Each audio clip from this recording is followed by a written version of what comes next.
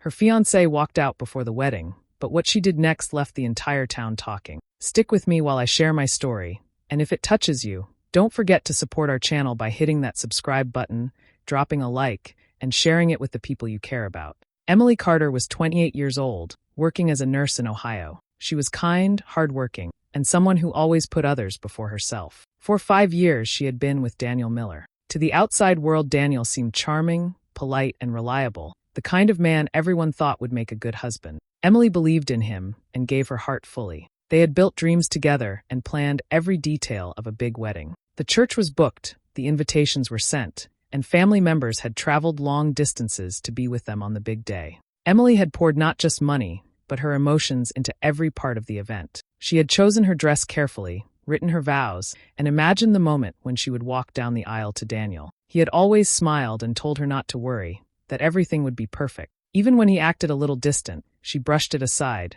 thinking it was just nerves before such a life-changing day. But as the wedding day came closer, a small part of her felt uneasy. There were moments when Daniel seemed distracted, answering vaguely when she talked about their future. Still, Emily refused to let doubts take over. She trusted him, the man she thought she knew better than anyone else.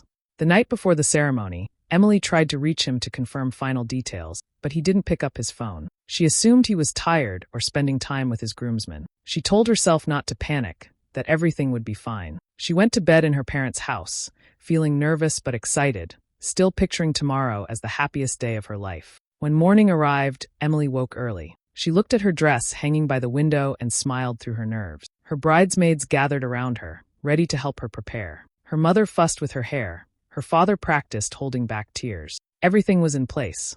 She checked her phone, expecting a sweet message from Daniel. Instead, she found silence.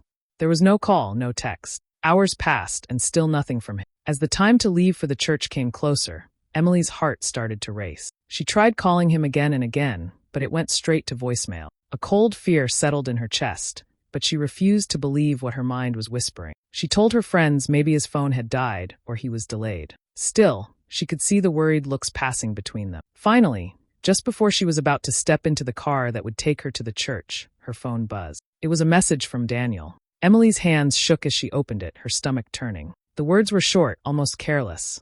"I can't do this. Don't look for me." Her knees nearly gave out, and for a moment the world blurred around her. The man she had loved for 5 years, the man she thought she would spend forever with, had abandoned her at the very last moment. The house grew silent as her bridesmaids and family realized what had happened. Her mother tried to hold her, her father cursed under his breath, and Emily just stood there, clutching her phone, trying to understand how someone who had promised her everything could throw it all away with one cruel text. "Would you like me to continue this same way for outline 2, keeping the flow simple and direct?" Emily had saved every extra dollar she could for the wedding. She took extra shifts at the hospital, skipped vacations, and put aside her personal wants because she believed the wedding would be the most important day of her life. She chose a custom dress that made her feel beautiful and strong, one she imagined Daniel would never forget seeing for the first time. The church was secured months ahead, decorated with soft flowers and white candles. She wanted the setting to feel like something out of a dream, something she would remember forever.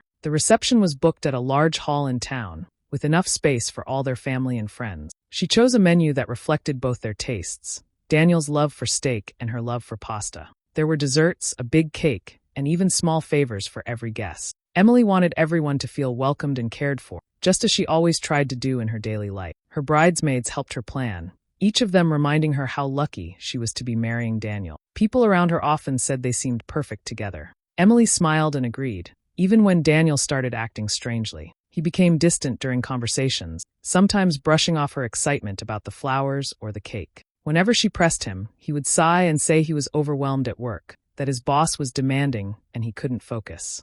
Emily wanted to believe him. She thought love meant standing by someone through stress and difficulty, so she stayed patient. When he didn't seem interested in the seating chart or the music, she told herself it was normal for men to be less involved. She carried the weight of the details on her own shoulders and didn't complain. After all, she believed it was worth it. As the date came closer, her family began to arrive from all over the country. Her aunt flew in from Florida, her cousins drove from Texas, and her grandparents came from Arizona despite their age. Each hug and smile gave her more hope, making her heart feel full. Seeing her family together reminded her that she was surrounded by love no matter what. The rehearsal dinner was filled with laughter and clinking glasses. Emily looked around at the faces of people who had come just for her, people who believed she was about to start the happiest chapter of her life. Daniel sat beside her, quiet but polite, raising his glass when asked. She noticed the lack of warmth in his eyes but brushed it off as nerves. She told herself he would be fine once the day arrived, once they were standing in front of everyone declaring their vows.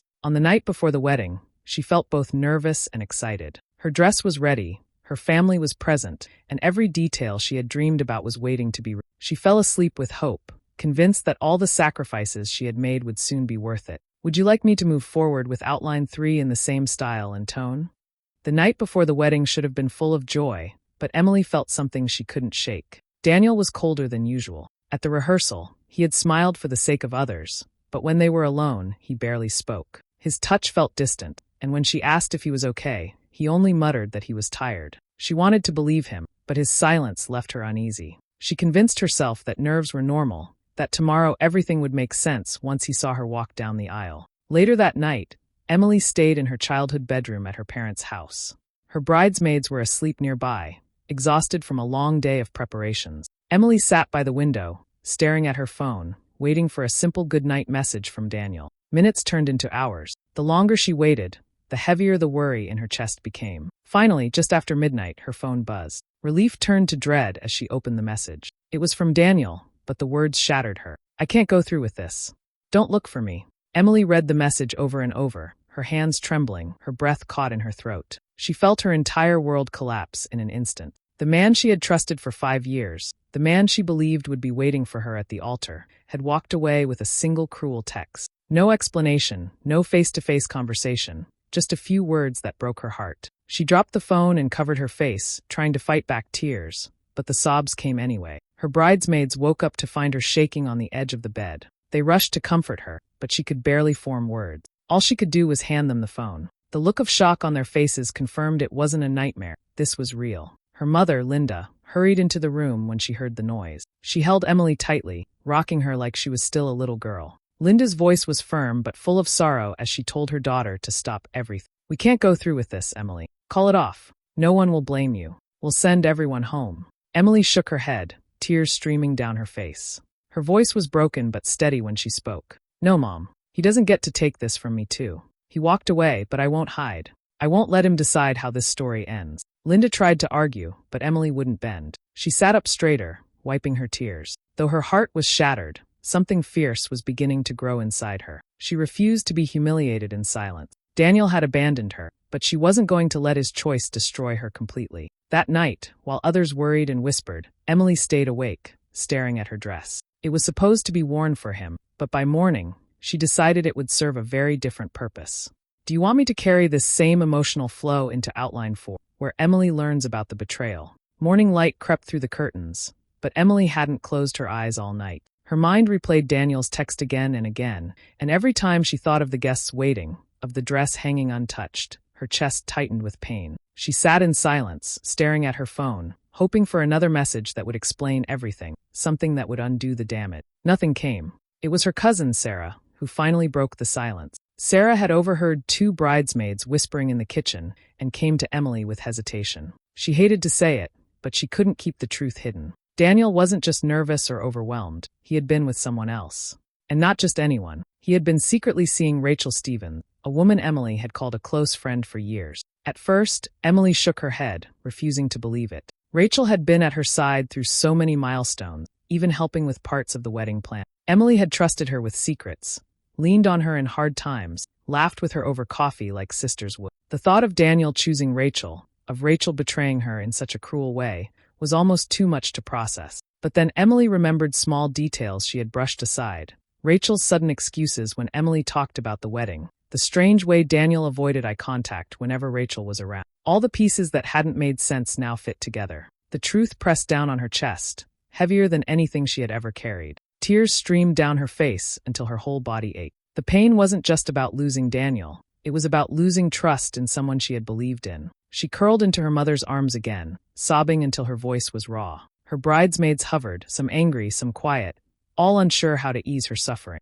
No words could fix what had been done. As the hours dragged on, Emily felt herself sink into despair. Images of Daniel and Rachel together haunted her mind, and she wanted to scream, to demand answers. Instead, she let the tears fall until her body had no more to give. Exhaustion finally forced her into a shallow rest, though even in sleep her face stayed tense with pain. When she opened her eyes again, the sky outside had shifted. The morning sun was higher, casting sharp light across her dress. For a moment, she sat in silence, numb from the night before. Then something inside her began to shift. The grief was still there, but beneath it grew a strange and unexpected strength. Emily rose slowly and touched the fabric of her gown. It no longer felt like a symbol of what she had lost, but of what she still had, the power to choose how the story ended. Daniel had betrayed her, Rachel had cut her deepest, but she refused to let them define her. She looked at her reflection in the mirror, her face pale but her eyes steady. She whispered to herself, "I won't be the victim. Not today."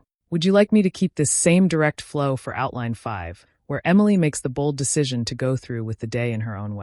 The morning of the wedding was filled with silence in Emily's house. Her family expected her to stay in bed, broken and unable to face anyone. The betrayal from Daniel and Rachel was still fresh, and her mother thought the only option was to cancel everything and send the guests away. But Emily's mind was working differently now. She had cried until there were no tears left, and in that emptiness, she had found something stronger than grief. She refused to let shame swallow her. Without saying much, she stood and walked to the closet where her dress hung. Her bridesmaids watched in disbelief as she unzipped the garment bag. The fabric shimmered as she pulled it out and laid it across the bed. One of them whispered, asking if she was sure. Emily's answer was firm. "Yes, I'm wearing it. We're still going to the church, but this day is mine now." The words silenced the room. No one argued with her after that.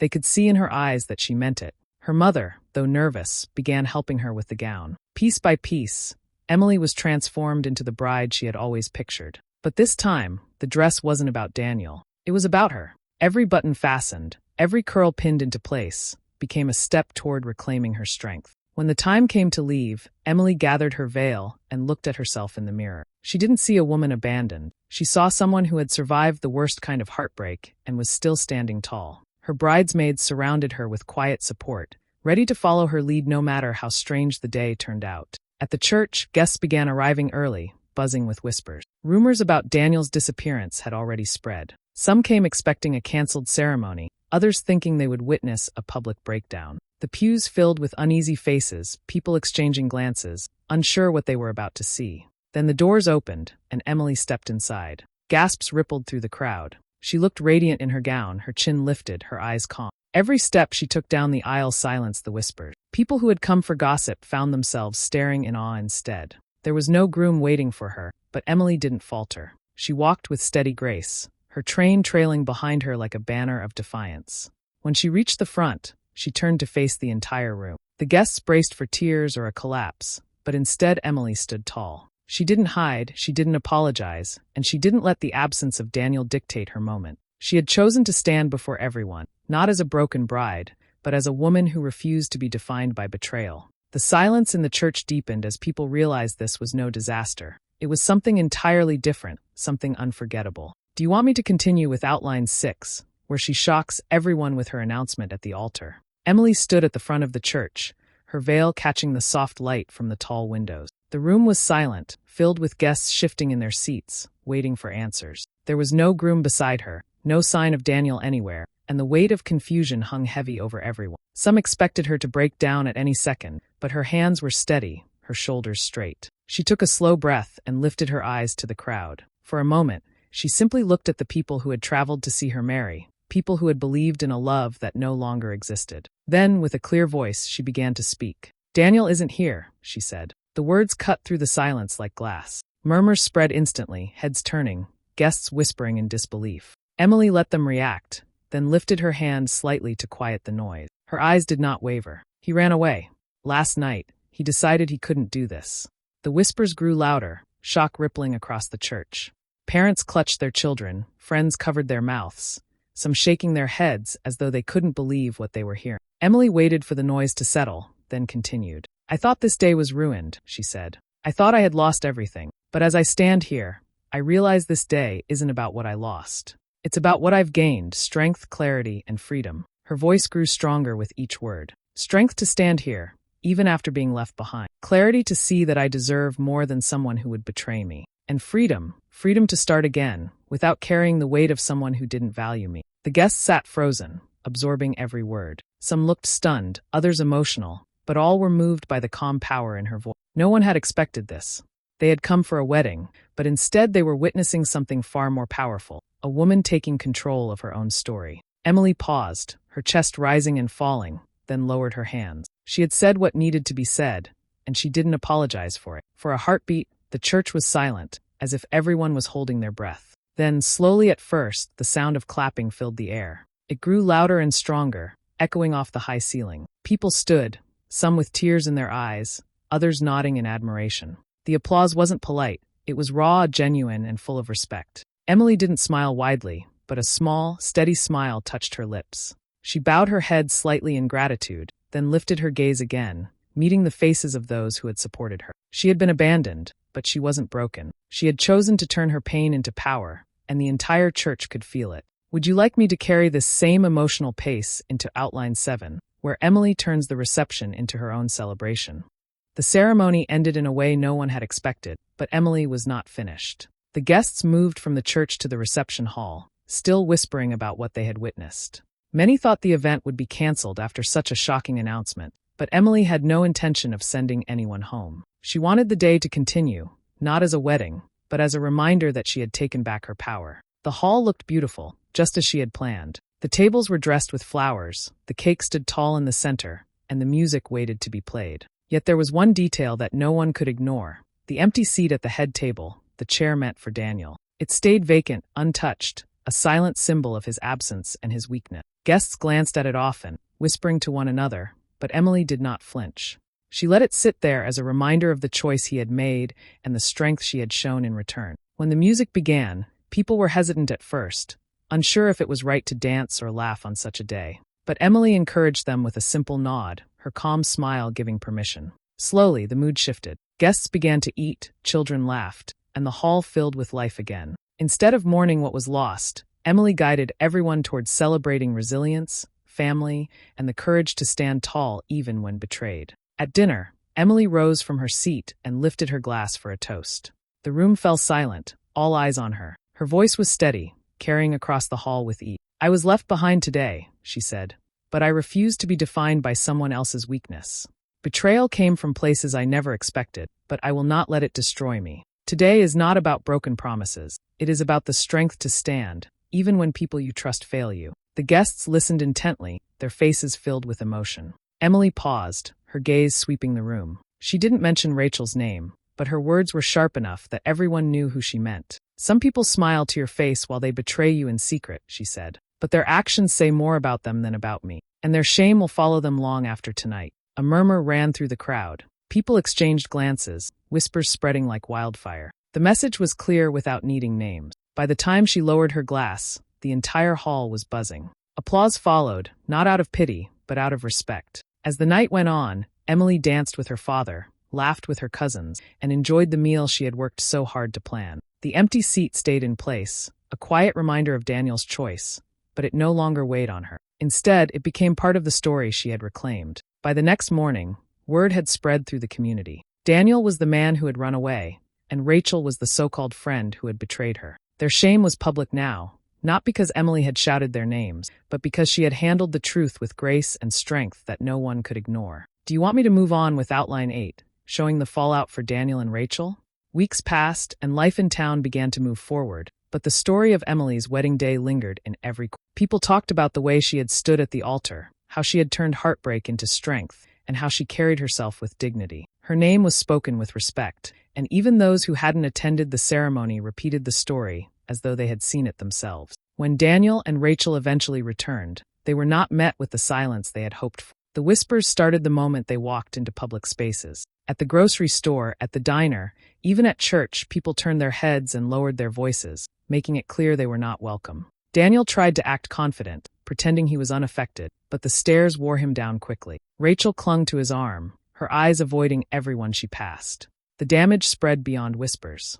Daniel's work began to suffer. He had been known in the community as a man with charm and ambition, but now clients and colleagues looked at him differently. Business deals slipped through his fingers because no one wanted to be associated with someone so careless and cruel. His name no longer carried the weight it once did, and the opportunities he counted on vanished one by one. Rachel's situation was no better. She had once been invited to dinners, gatherings, and weekend outings, but now doors stayed closed. Friends she had shared laughter with no longer returned her calls. People who once hugged her now crossed the street to avoid her. The label of the other woman followed her everywhere. She couldn't escape it, no matter how hard she tried to explain or excuse her choices. Her betrayal had been exposed in the cruelest way, and the community refused to forget.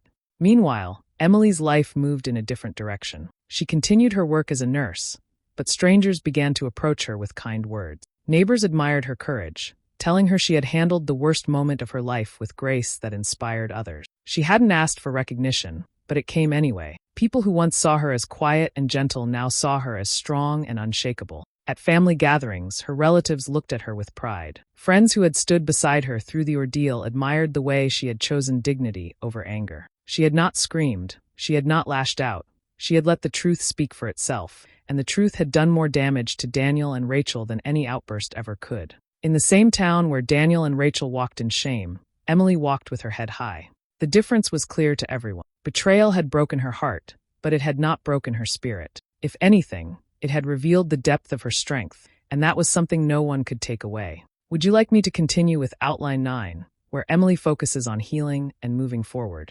After the storm of gossip settled, Emily chose not to dwell on Daniel or Rachel anymore. She poured her energy into her work at the hospital, picking up shifts and caring for patients with the same compassion she had always shown. The routine grounded her. It gave her a sense of purpose that had nothing to do with broken vows or betrayal. Each day she came home tired but fulfilled, knowing her efforts mattered in ways far greater than the failed wedding. Her family stayed close, reminding her that love was still all around her. Sunday dinners with her parents and siblings became a comfort, filled with laughter, food, and warmth. Instead of sitting alone with sadness, Emily filled her evenings with board games, family stories, and simple moments that reminded her she was not abandoned. She began to see clearly that her worth was never tied to Daniel, and it certainly wasn't tied to being married. She started new hobbies, ones she had never had time for while planning a future that no longer existed. She picked up painting again, filling canvases with colors that expressed emotions words could not. She went on hikes with friends, breathing in the fresh air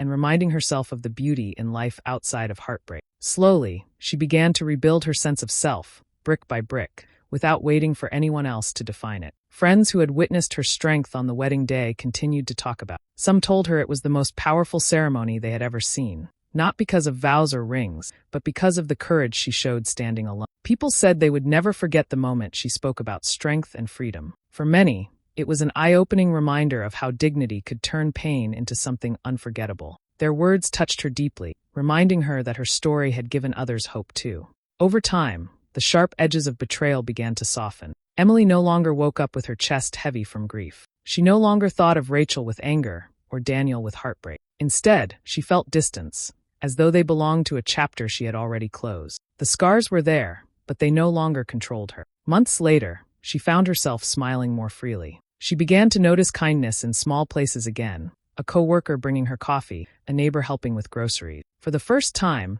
she felt ready to open her heart again, but this time she promised herself it would be on her terms. She wouldn't settle for charm without loyalty or trust without proof. She had learned that her life could be full and meaningful even without a man by her side, and any future love would have to add to her happiness, not define it. Her healing was not loud or dramatic, but it was steady. Each day carried her further away from the pain and closer to the woman she was always meant to become, strong, independent, and unafraid of walking alone. Would you like me to continue with Outline 10, where Emily reflects on everything and realizes the betrayal freed her? With time, Emily began to see her story in a different light. The hurt was real, and the betrayal had cut deeply, but as the months passed, she realized something surprising. Daniel's choice to leave her was not the end of her life. It was the beginning of a better one. What once felt like the worst moment she had ever faced slowly revealed itself as a turning point she desperately needed, but never expected. She thought back to that day often, not with tears but with quiet strength. She remembered the silence in the church when she stood at the altar, alone but unshaken. She remembered the look on people's faces when she spoke about strength and freedom instead of heartbreak. And she remembered the applause that rose from the crowd, not because she was getting married, but because she had chosen herself in the middle of devastation. That memory gave her courage whenever doubt tried to creep back in. Emily came to understand that revenge didn't always have to be loud or cruel. She didn't need to scream at Daniel or expose Rachel to ruin them. Their own actions had already done that. Her revenge was her dignity, her refusal to break down when everyone expected her to crumble. By holding her head high, she showed the world that betrayal would not define her. That was enough. The more she reflected, the clearer it became. Daniel's betrayal had freed her. If he had gone through with the wedding, she might have spent years living with a man who was dishonest and weak, never knowing the truth about his character. Rachel's disloyalty, painful as it was, revealed who truly stood with her and who never deserved her trust. What felt like loss in the moment turned out to be protection in disguise. People in town still spoke of that wedding day. They didn't talk about the flowers or the cake. They talked about Emily's strength. They told the story as a reminder that even when everything falls apart, there is a way to rise above it. Some said it was the most shocking wedding they had ever attended, not because a groom had run away, but because the bride had turned betrayal into power right before their eyes. Emily no longer carried bitterness. Instead, she carried peace. She knew she was stronger than she had ever imagined. She knew her worth didn't depend on anyone else's promises. Most importantly, she knew she had taken back her life in the very moment it was almost taken from her. That wedding day was supposed to break her, but instead, it became the day she stood tallest. It shocked everyone who witnessed it, but for Emily, it did something greater. It set her free.